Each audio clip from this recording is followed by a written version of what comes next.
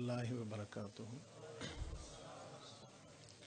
الحمدللہ وحدہ والصلاة والسلام علی من لا نبی بعدہ اما بعد فاعوذ باللہ من الشیطان الرجیم بسم اللہ الرحمن الرحیم ومن يطع اللہ والرسول فاولئک مع الذین انعم اللہ علیہم من النبیین والصدیقین والشهداء والصالحين وحسن أولئك رفيقا. عن أبي هريرة رضي الله تعالى عنه قال قال النبي صلى الله عليه وسلم كل أمتي يدخلون الجنة إلا من أبى قيل يا رسول الله ومن يأبى قال من أطاعني دخل الجنة ومن أساني فقد أبى. رواه الإمام الهمام البخاري في صحيحه. صدق اللہ العظیم وبلغنا رسوله النبی الأمی الکریم ونحن على ذلك لمن الشاہدین والشاکرین والحمد للہ رب العالمین. نقش قدم نبی کے ہیں جنت کے راستے، نقش قدم نبی کے ہیں جنت کے راستے، اللہ سے ملاتے ہیں سنت کے راستے. معزز دوستو، آج 7 مارچ 2021 بروز اتوار ہے. ہمارا یہاں خانقاہ حنفیہ مرکز اہل سنت والجماعت سرگودا میں 11واں سالانہ خانقاہی اجتماع ہے. معزز دوستو، میں نے جس عنوان پر گفتگو کرنی ہے وہ عنوان ہے مسنون زندگی. مسنون زندگی کا معنی و مطلب، مفہوم و مراد کیا ہے، یہ میں آپ کی خدمت میں اپنے الفاظ و تعبیر کے ذریعے رکھوں گا. ہر مسلمان امتی کی یہ چاہت، یہ مانگ، یہ خواہش، یہ کوشش ہے کہ میرے زندگی کے شب و روز، میری بود و باش، میرے لیل و نہار، میرے زندگی کی ترتیبات، معاملات میرے نبی پاک کے احکامات کے مطابق بن جائیں. جب ہم پیغمبر دو عالم صلی اللہ علیہ وسلم کی ذات اقدس کے احکامات اور طریقوں کو سامنے رکھ کے زندگی گزاریں گے تو ہماری زندگی مسنون زندگی کہلائے گی. جیسے ہمارا جسم ہے، اسے زندگی ملتی ہے اندر چلنے والی روح کو، ایسے ہماری روح ہے، اس کو زندگی ملتی ہے پیغمبر کی سنت پر عمل کرنے سے. اگر روح موجود ہے یا روح کا تعلق ہے تو جسم زندہ، سلامت، قائم اور دائم ہے. اور اسی طرح سنت نبویہ کا روحانی تعلق ہماری روح سے قائم ہے تو ہماری روح زندہ ہے. اور اگر حضور پاک کی سنتیں، احکامات، ارشادات، فرامین ہماری روح کے ساتھ متعلق، منسلک نہیں ہیں تو ہماری روح مردہ ہے. یاد رکھیں، جب روح زندہ ہوگی تو جسم سے وہ اعمال صادر ہوں گے جو پیغمبر علیہ السلام کے احکام کے مطابق ہیں. میرے دوستو، قرآن کریم نے ہمیں پیغمبر صلی اللہ علیہ وآلہ وسلم کا اتباع سمجھایا، بتایا ہے. اور حضور پاک علیہ الصلوۃ والسلام نے صحابہ کرام کو، اپنی اہل بیت عظام کو اس راستے پہ چل کر امت کے سامنے ایک رول ماڈل دے دیا ہے. ہمارے فقہاء نے سنت کی تعریف کی ہے، ہی الطریقۃ المسلوکۃ فی الدین. وہ ترتیب جو پیغمبر امت کو دے کر جائیں اسے سنت کہتے ہیں. تو رسول اللہ صلی اللہ علیہ وسلم کی زندگی میں جو صحابہ کرام اور اہل بیت عظام نے حضور کے فرمان پہ عمل کر کے دکھایا، اس زندگی کو اپنانا یہ مسنون زندگی کہلاتی ہے. ہم میں سے ہر بندے کو غور کرنا چاہیے، میری صبح کی اٹھنے سے لے کر میری شام کی نیند تک میرے دن رات کے معاملات کی ترتیب کیا ہے. مجھے میچ کرنا چاہیے اپنے کاموں کو اپنے نبی کے احکام کے متعلق، اپنے معاملات کو اپنے نبی کے ارشادات کے سامنے. اگر یہ میچ کھا جائیں تو اس کے مطلب ہے مجھے شکر کرنا چاہیے، اور اگر یہ میچ نہ کھائیں تو اس کا مطلب ہے ہمیں فکر کرنا چاہیے.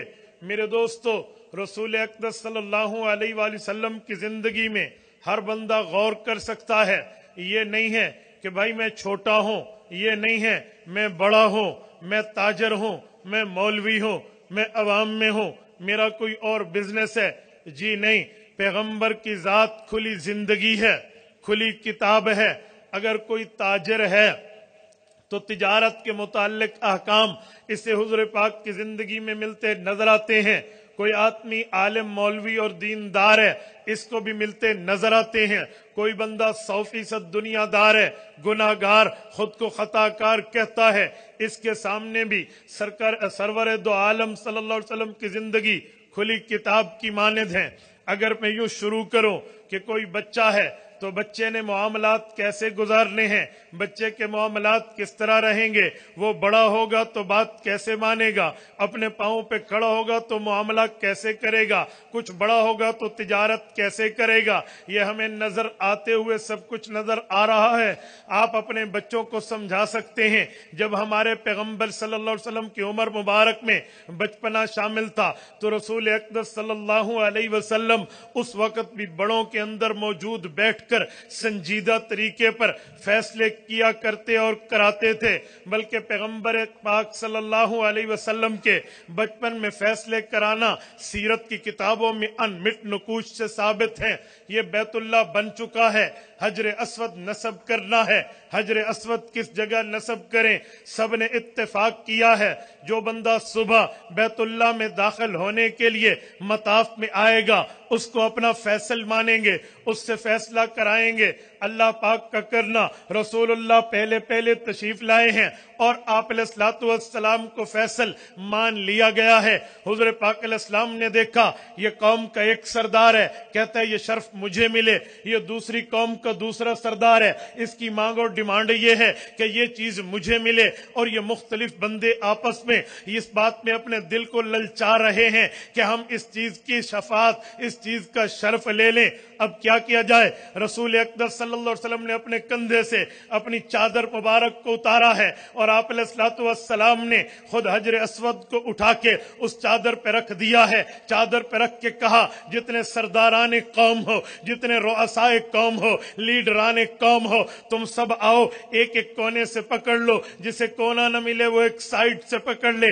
ये सब उठाएं और जाकर वहीं खाना काबा के साथ जाके रख दें। इन्होंने रख दिया, अल्लाह के रसूल ने उठाकर नस्ब कर दिया। ये पैगंबर अलैहिस्सलाम का बचपना है। हम अपने बच्चों को बताएंगे, बेटा पैगंबर की जिंदगी पे चलना, मसनून तर्ज वबूद इख्तियार करना ये कोई मुश्किल नहीं है। पता चला पैगंबर की जात ने बचपन में रहने के बावजूद भी उम्मत को मिलाया है, उम्मत को काटा नहीं।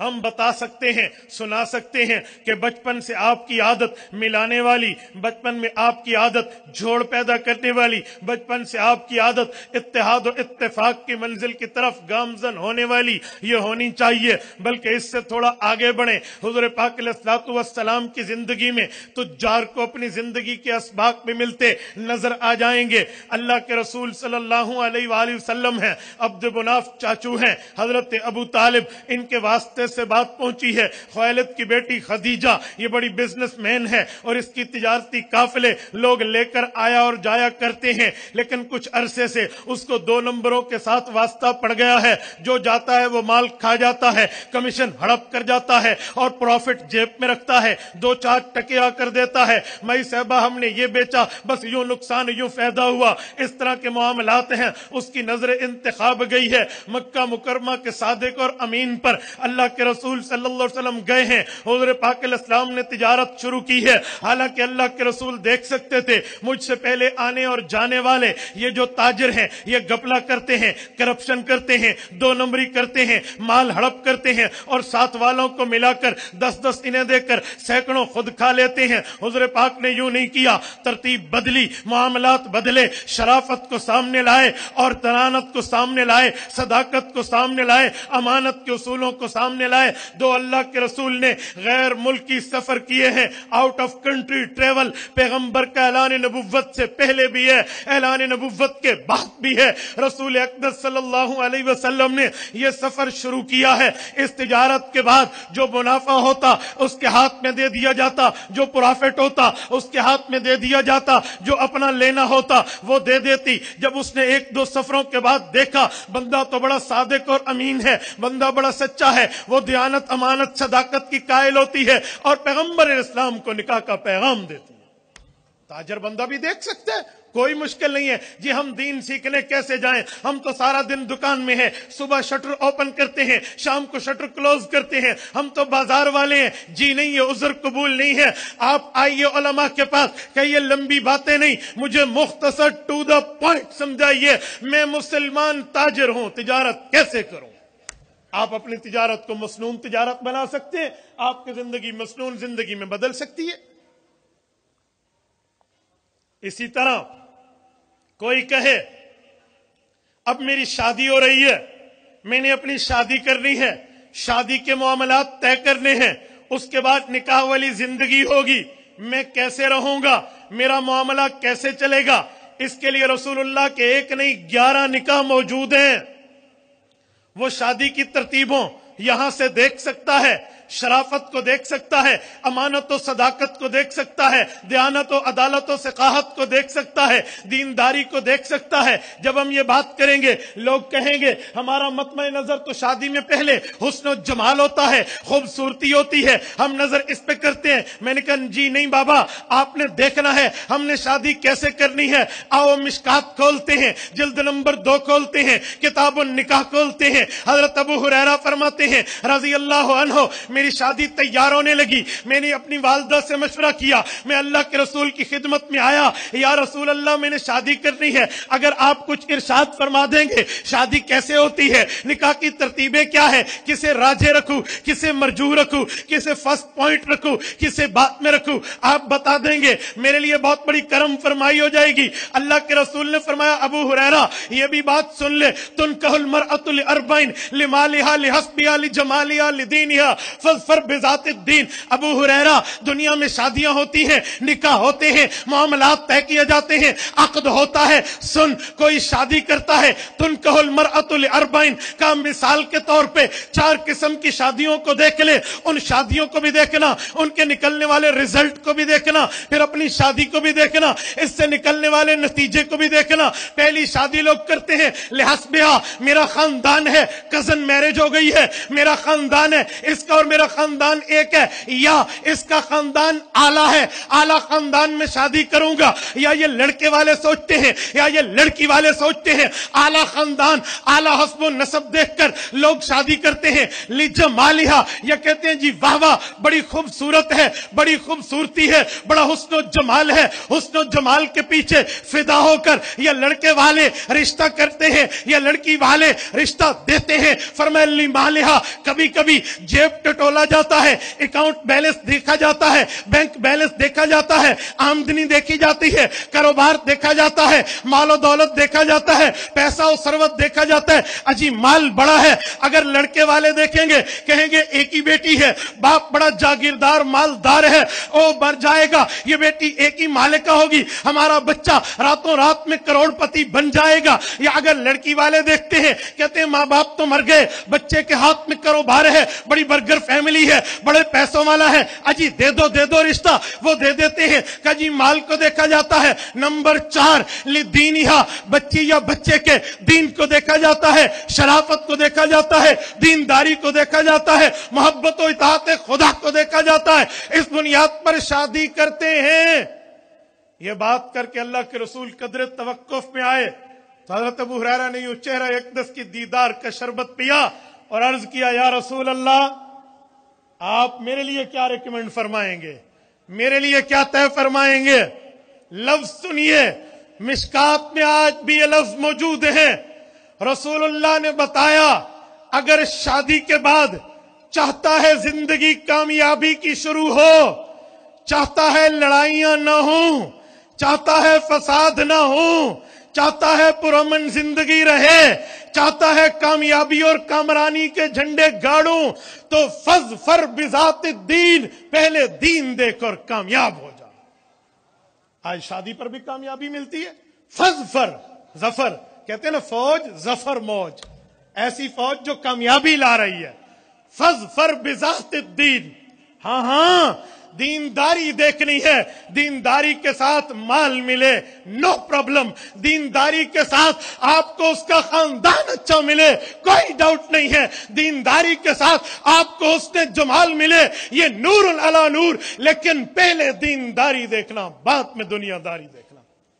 आज कहां ऐसी शादियां हैं? हमारे नाम के साथ मौलवी और मुफ्ती का लाहिका साहब का मौजूद है। मैं एक अच्छी जगह में बैठा हूं, एक पाक संजीदा दीनी माहौल में बैठा हूं, मैं झूठ बोलूं अल्लाह मदद खींच ले, वल्लाहिल अजीम एक एक दिन में बाज औकात एक एक दर्जन फतवे तलाक के हल करने पड़ते हैं। मैं माएं बहनें बेटियां रखने वाला हूं, मैं किसी के घर को बद्दुआ देकर बर्बाद नहीं करना चाहता। शादी को खाना आबादी की दुआ देता हूं, लेकिन शादी खाना बर्बादी बनती क्यों है? कभी इसके असबाब और इल्ल और रिज़न पे भी तो गौर कर लें, वजूहात में भी तो नजर अपना लें। हमने पैसा देखा, माल और दौलत देखा, बाकी मामलात देखे, हमने अखलाक नहीं देखे, दीनदारी नहीं देखी। भाई पहले दीनदारी देखिए, पहले दीन देखिए, पहले दीन की बुनियाद को लेकर आगे चलिए। पैगंबर गारंटी दे रहे हैं, फज़फर बिज़ातिद दीन, दीनदारी देखेगा रब कामयाबी की जिंदगी बना देगा। आज ये क्यों है? मुआशरे की वजूहात की बुनियादें क्या है? दीनदारी नहीं होती। ये मैं अपनी बात कर रहा हूं, बाकी उलमा एक एक से अगर आप पूछिए, यहां दारुल इफ्ता में हजरत मुफ्ती साहब निगरान मौजूद है, इनसे पूछिए, आपको बताएंगे कि डेली बेसिस पर कितने फतावे पूछे जाते हैं। ये घर को आग क्यों लगी है? ये बर्दाश्त क्यों खत्म हो गई है? मैं तो एक बात फिर सबसे पूछता हूं, जब फतवे पर साइन हो रहा होता है ना, मौलवी के सामने लोग सच तो बड़ी मुश्किल बोलते हैं, लेकिन तलाक के मसले पे मौलवी किसी न किसी तरीके से सच बुलवा ही लेता है।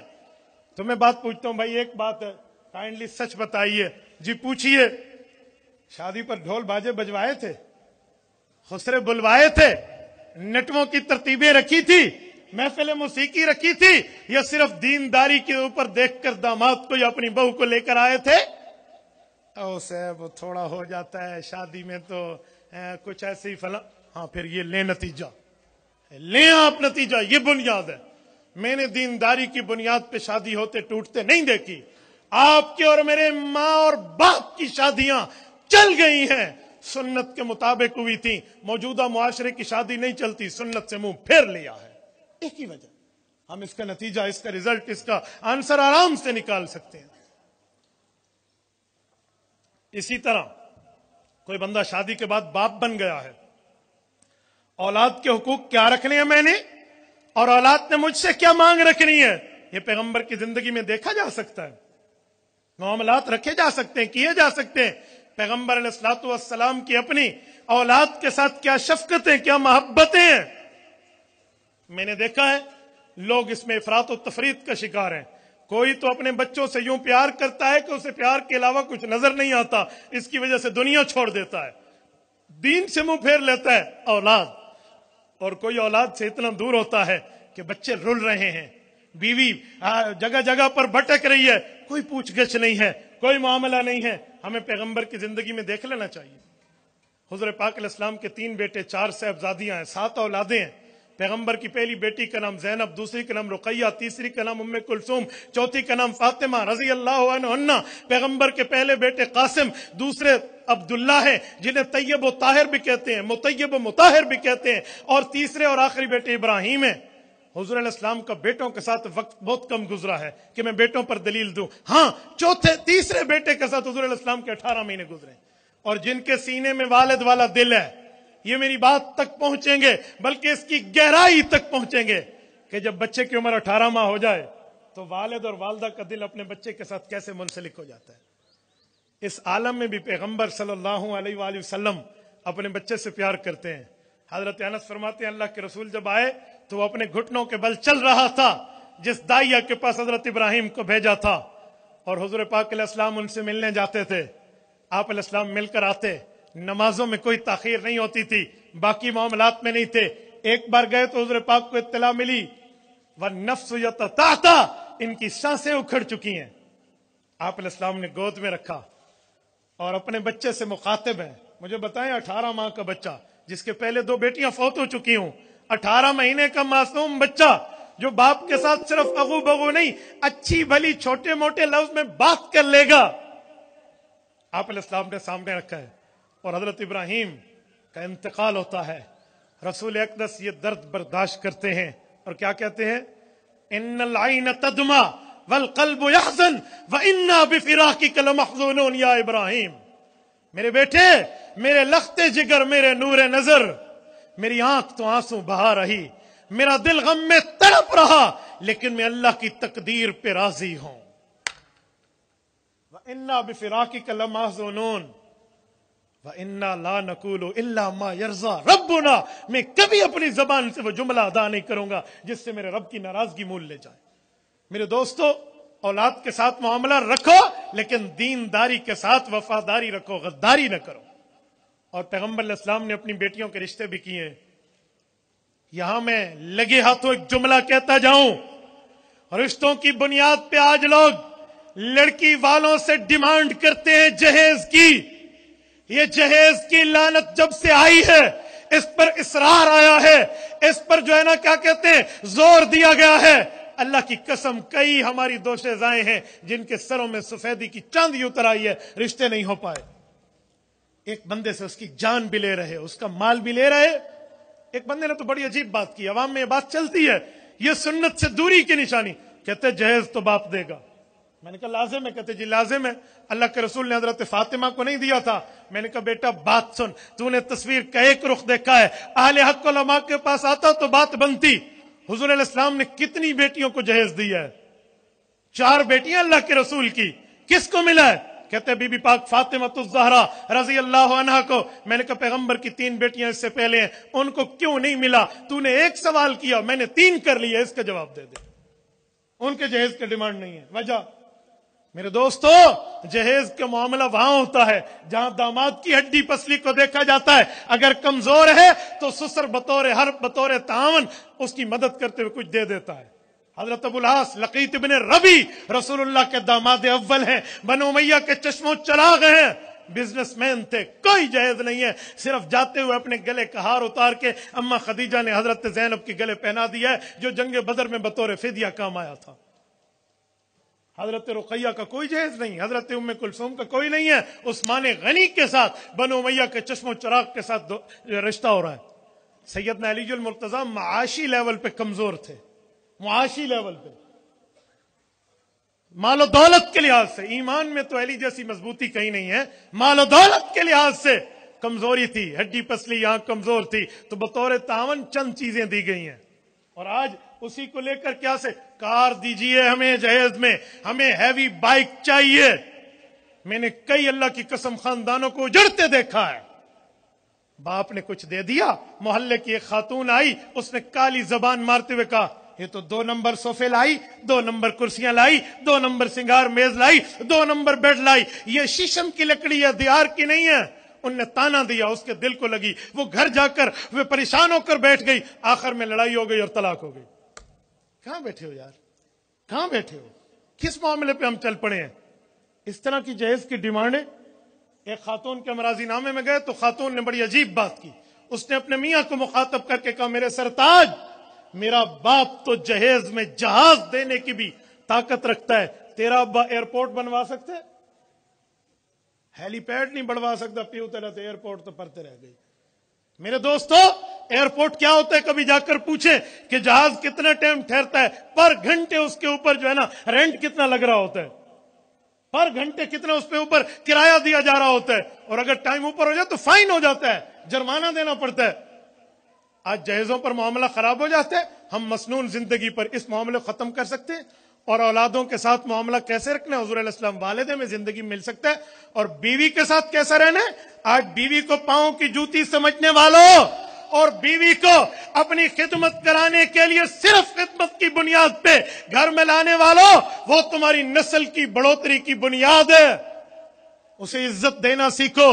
نہیں، آج معاشرے نے حق نکاح والی بیوی پر تو لطیفے بنوا ڈالے ہیں، اور حرام تعلق والی گرل فرینڈ پہ فخری انداز میں باتیں ہوتی ہیں۔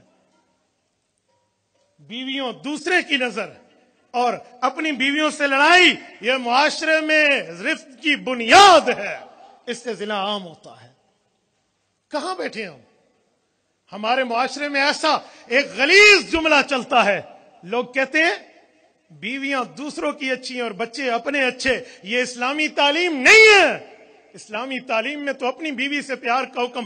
جامع ترمذی براء ابن عازب رضی اللہ عنہ، اللہ کے رسول فرماتے ہیں خیرکم خیرکم لأہلی وانا خیرکم لأہلی۔ لوگو بہتر بندہ ڈھونڈ کے دکھاؤں؟ بہتر بندہ تلاش کرتے ہو؟ جی کرتے ہیں کہ جو اپنے گھر والوں کے ساتھ اچھا ہے وہ بہتر ہے، اور میں تم میں سب سے بہتر ہوں کہ اپنے گھر والوں کے ساتھ بہتر ہوں۔ میرے ایک اسٹوڈنٹ نے اپنی شادی کے بعد اپنی بیگم کو لے جاتے ہوئے اس کی کار کی کھڑکی کھولی، اسے بٹھایا، کار کی کھڑکی بند کی، چار اس کے اچکے دوست دیکھ رہے تھے تو اس کو کہنے لگے اجی رن مرید ہو گیا، رن تھلے لگ گیا، بیوی کے نیچے لگ گیا۔ جب بات میرے پاس آئی تو میں نے انہیں کہا ابو داؤد شریف میں حدیث ہے، حضرت صفیہ رضی اللہ عنہ ام المؤمنین ہے، پاؤں نہیں رکھ سکتی تھی، بیٹھ نہیں سکتی تھی، اونٹ بختی نسل کا تھوڑا اونچا تھا، اللہ کے رسول نے اپنے گھٹنے مبارک کو اونٹ کی پیٹھ کے ساتھ لگایا اور فرمایا خدیجہ یہاں پاؤں رکھ اور اونٹ پہ چڑھ جا۔ صفیہ یہاں پاؤں رکھ اور اونٹ پہ چڑھ جا۔ یہ پرانے زمانے کی کار کی کھڑکی کھولنا نہیں ہے؟ عجیب بات ہے، آج گرل فرینڈ کو گھمانے کے لیے بائک پہ لے کر جائے تو آپ کہتے ہیں واہ واہ لڑکیاں تو اس پہ مرتی ہیں، تمہیں شرم نہیں آئی کہ وہ اپنی بیوی سے محبت کر رہا ہے جس پہ اللہ خوش ہوتا ہے، آپ نے اس پہ کمنٹ کر دیا؟ بیویوں سے حسن سلوک، یہ پیغمبر کی مسنون زندگی ہمارے سامنے۔ اور ایک جملہ میں مزید کہتا ہوں، رسول اقدس صلی اللہ علیہ وسلم کی زندگی میں دیندار آدمی تو دیکھ ہی دیکھ سکے گا، دنیا دار آدمی کے لیے جس کو رب نے کچھ ثروت دی ہے اسے بھی نظر آئے گا، 2,000 درہم کا جبہ کچھ وقت کے لیے اللہ کے رسول نے زیب دن فرمایا ہے تاکہ امت کے امراء کے لیے بیان جواز ہو جائے، جائز ہے، لیکن دل میں تکبر نہیں آنا چاہیے۔ اللہ کے ہاں لباس کی کوئی قدر و قیمت نہیں ہے، رب کے ہاں پیسے کی کوئی قدر و قیمت نہیں ہے، رب کے ہاں مال و دولت کی کوئی قدر و قیمت نہیں ہے، روب دبدبہ جلال کی بات نہیں ہے، ایمان کی بات ہے۔ یا ایھا الناس انا خلقناکم من ذکر و انثی وجعلناکم شعوبا وقبائل لتعارفوا۔ قرآن کہتا ہے ایک ماں باپ سے پیدا ہوئے ہو، فخر کس چیز کا؟ وقبائل لتعارفوا۔ یہ جو قومیں ہیں، قبیلے ہیں، just for the only introduction, صرف تعارف کے لیے ہے۔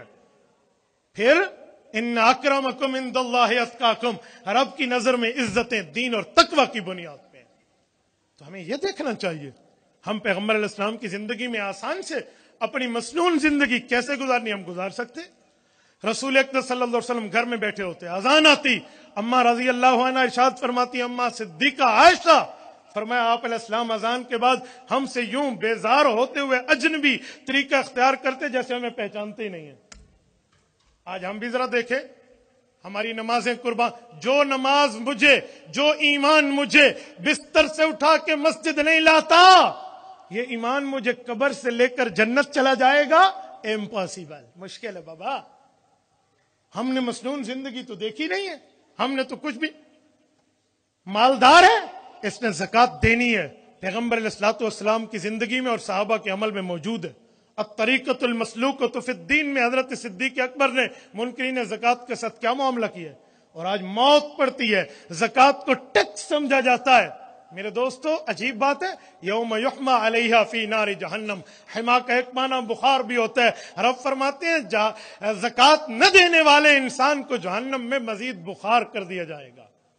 فتقویٰ بہا جباؤہم وجنوبہم، اس کے ماتھے کو داغا جائے گا، داغا تقویٰ، تقویٰ کاویہ، یہ کاویہ سے ہم تار کو پگھلا کر ٹاکا لگاتے ہیں، فتقویٰ بہا جباؤہم، یوں ٹانکے لگائے گے فرشتے، یوں داغا جائے گا، یوں جلایا جائے گا۔ اس کو کچھ تو ہم دیکھیں۔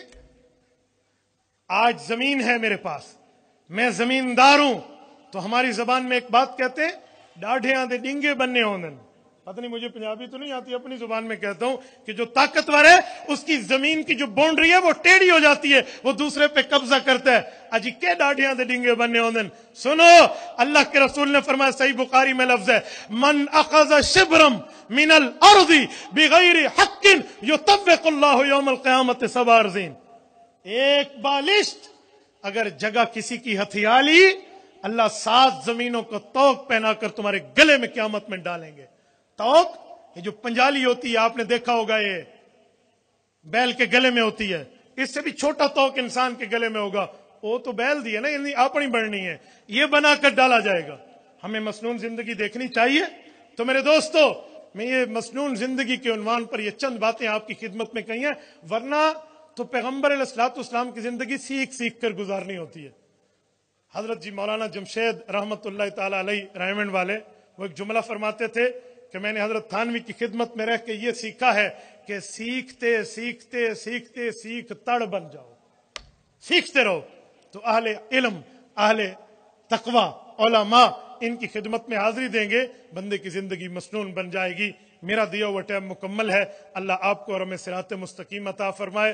اقول قولی ھذا واستغفر اللہ وآخر دعوانا ان الحمد للہ رب